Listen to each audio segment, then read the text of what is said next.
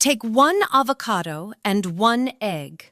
Honestly, this is better than bread, and it's exactly how I started dropping the weight without ever once feeling hungry. Let me show you. Hi there, friends, and welcome back to my kitchen. I'm so happy you're here with me today. Pour yourself something warm to drink, get comfortable, and let's cook together. Before we start, I want you to know everything we're making today is simple, wholesome, and good for you. No flour, no fuss, nothing complicated. Just real food that keeps you full and helps you feel your best. We're starting with 1 ripe avocado. You want it soft enough that it gives a little when you press it gently with your thumb. If it's rock hard, give it another day or 2 on the counter. A good ripe avocado makes all the difference here. Cut it open, run your spoon around the pit, and scoop all that lovely green flesh into a bowl. Now mash it down with a fork until it's smooth and creamy. Take your time with this. The smoother you get it now, the better your bread holds together later. Add a pinch of salt, however you like it, and 1 tablespoon of fresh lemon juice.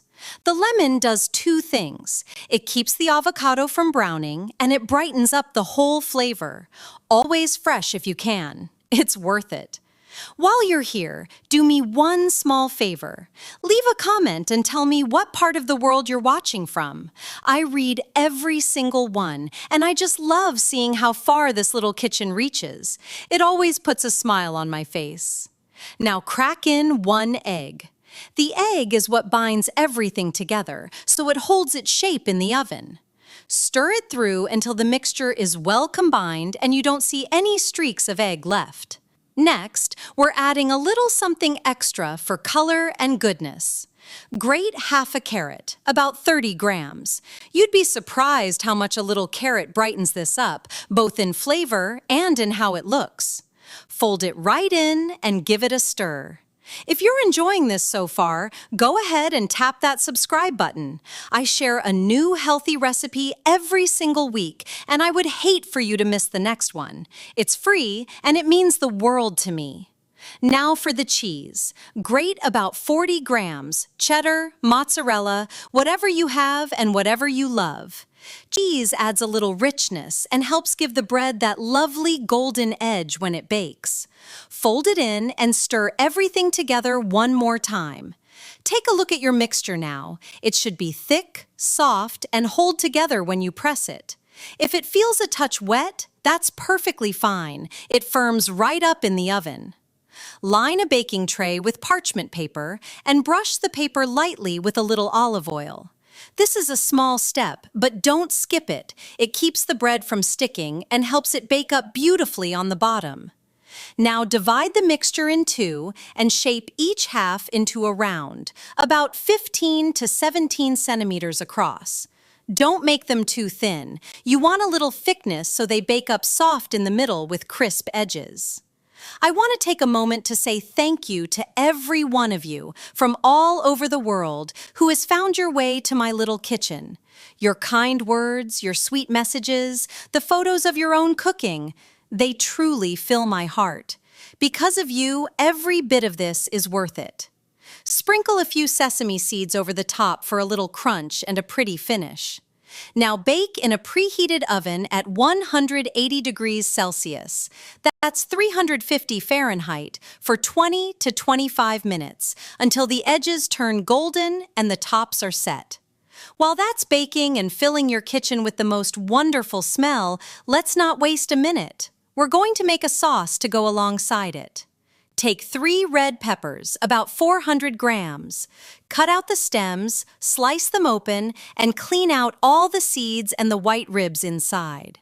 Now, I like to char these in an old pan, the kind every kitchen has tucked away in the back of a cupboard. There's no shame in a well-loved pan. It does the job perfectly. Oh, that smell.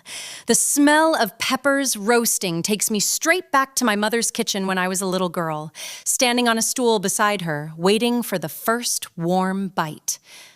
Some recipes are more than food, aren't they? They're memories. Turn the peppers so they blister and char on every single side. You want them soft and a little blackened. That's where all that smoky sweetness comes from. Once they're nicely charred, pop them into a bowl and cover it. Let them rest for 10 to 15 minutes. The steam works its magic and loosens the skins so they peel away with hardly any effort at all. And if you don't want to use the stovetop, you can roast these right in the oven instead. Either way works beautifully. Now peel away those skins. Just slip them right off with your fingers. Look at that color. Deep, glossy, gorgeous. That's where all the flavor lives. Chop the peppers into big pieces and drop them straight into your blender. Now we build the hummus. In goes 400 grams of cooked chickpeas. If you cook your own, save a little of that cooking water. It's wonderful for loosening the hummus if it gets too thick. Add 2 tablespoons of sesame tahini for that lovely nutty richness, a good pinch of salt to taste, and half a teaspoon of black pepper if you'd like. Now the warm spices. 1/3 teaspoon of cumin and half a teaspoon of paprika. These two together give the hummus that deep, smoky, cozy flavor that makes people ask you for the recipe. Pour in 50 milliliters of olive oil. And whatever you do, don't forget the garlic the way I very nearly did just now. 1/3 teaspoon of garlic powder, or 2 to 3 fresh cloves if you love that little kick. Now blend it all until it's silky, creamy, and smooth. If it's too thick, add a splash of that chickpea water or a little more olive oil, a bit at a time, until it's just right.